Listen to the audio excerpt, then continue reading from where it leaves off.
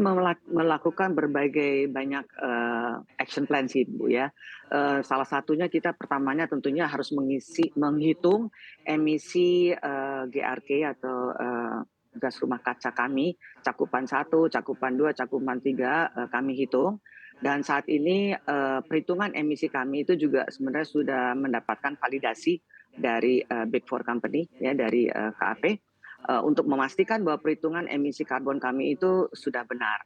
Ya, kemudian kami juga mempunyai beberapa, internal action. Contohnya, kami melakukan pengurangan kendaraan-kendaraan operasional kami. Karena kendaraan operasional kami kan tentunya menggunakan, energi ya, dan di mana tentunya akan mempengaruhi penggunaan emisi dari Siaminaga. Kami mengurangi business-business trip yang memungkinkan ya, jadi kita bisa lakukan misalnya pertemuan-pertemuan atau meeting-meeting secara online. Tentunya tidak semuanya, tetapi yang bisa dapat kami kurangi. Kita juga melakukan, penyesuaian terhadap cara kerja kami, di mana kami melakukan secara hybrid ya, jadi kami ada, sistem di mana kami melakukan meeting sebagian ada ke kantor dan sebagian juga bekerja, di luar, tempat kantor. Sehingga kami juga dapat mengurangi, penggunaan space dari kantor-kantor kami.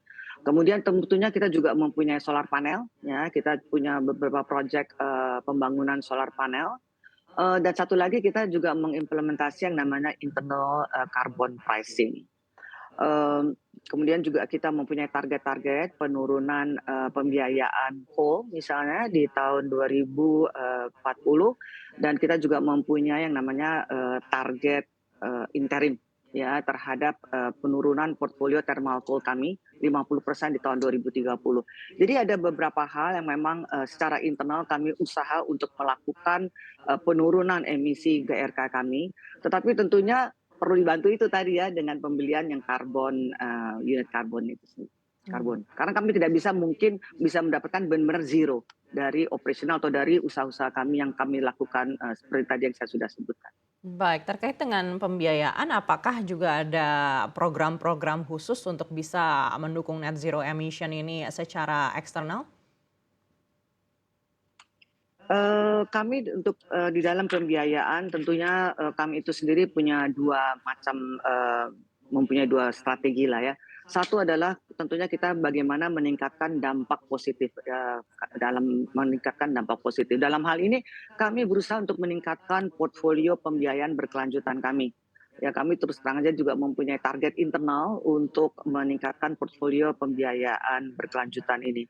Kemudian kami juga meluncurkan beberapa produk-produk, yang mendukung pembiayaan, sustainability. Contohnya adalah sustainability link loan, ada juga sustainable, financing program, dan lain juga produk-produk lain seperti green mortgage dan lain-lain. Di samping itu kita juga mempunyai namanya mengurangi dampak negatif. Tadi saya menyebutkan meningkatkan dampak positif dan bagaimana kami bisa mengurangi dampak negatif. Nah, bagaimana kami mengurangi dampak negatif ini? Kami punya beberapa sektor guidance ya. Sektor guidance ini, kami ciptakan, untuk beberapa sektor yang kami anggap mempunyai potensi, resiko, ya resiko emisi tinggi maupun juga resiko lingkungan. Nah, 7 industri atau saat ini kami mempunyai 7 sektor guidance ini, berdasarkan hal itu kami melakukan yang namanya due diligence.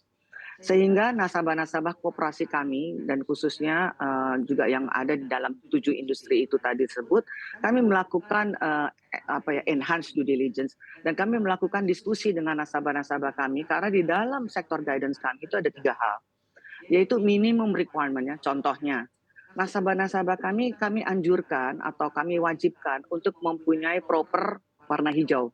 Jangan sampai propernya warna merah. Ya, tentunya kami memberikan waktu kepada nasabah-nasabah kami untuk tidak langsung untuk kalau merah tidak bisa, ya enggak juga. Kami memberikan waktu kepada nasabah-nasabah kami untuk mendapatkan, proper biru misalnya. Atau nasabah-nasabah kami ini, mungkin dalam perkebunan kelapa sawit kami minta untuk mereka bersertifikasi ya, ISPO sebenarnya juga government sudah mengeluarkan suatu regulasi di mana semua perkebunan kelapa sawit harus mempunyai sertifikasi ISPO di tahun 2025. Nah ini juga kami, diskusikan kepada nasabah-nasabah kami di dalam waktu kita melakukan due diligence, kita minta target date dari nasabah-nasabah kami untuk kapan dapat bersertifikasi. Jadi dalam pembiayaan itu sendiri kami memang selain meningkatkan, portfolio pembiayaan, kami juga melakukan due diligence dan dalam hal ini kita melakukan secara tidak langsung memberikan pengertian atau awareness kepada nasabah-nasabah kami untuk terus meningkatkan masalah-masalah sustainability di dalam kerja mereka, dalam bisnis mereka. Baik, masih terkait dengan pembiayaan, apakah ada target besaran dari jumlah pembiayaan terhadap green financing hingga akhir tahun 2023 ini? Saat ini portfolio kami ada sekitar 25% dari total pembiayaan kami yang masuk di dalam KKUB atau dalam green financing ini. Dan kami pada saat ini targetnya memang 25%, karena kalau dari volumenya sendiri kan total pembiayaan CIMB Niaga terus meningkatnya dari tahun ke tahun. Jadi secara volume atau secara amount tentunya itu meningkat. Persentasenya kami masih menetapkan 25% minimum dari total pembiayaan, Bang. Baik. Bagaimana dengan rencana green saving? Apakah CIMB Niaga juga punya rencana untuk mungkin ada program tertentu terkait dengan program green saving ini? Eh, Kami mempunyai target-target tertentu. Jadi pertama kami itu mempunyai KPI atau target penurunan penggunaan emisi ya dari tahun ke tahun. Bagaimana supaya kita bisa menurunkan emisi ini, dan ini kemudian kalau kita tidak mencapai, ya kita menghukum diri kita sendiri dengan uh, budget untuk menunjang program-program green financing kita. Green financing maupun juga program-program action plan di dalam meningkatkan green financing kita. Contohnya tadi membangun solar panel, kemudian merubah mungkin ya listrik kami, lampu kami menjadi LED dan lain-lain. Jadi program-program internal kami cukup banyak yang kami lakukan dalam rangka menunjang green financing maupun green saving ini sendiri.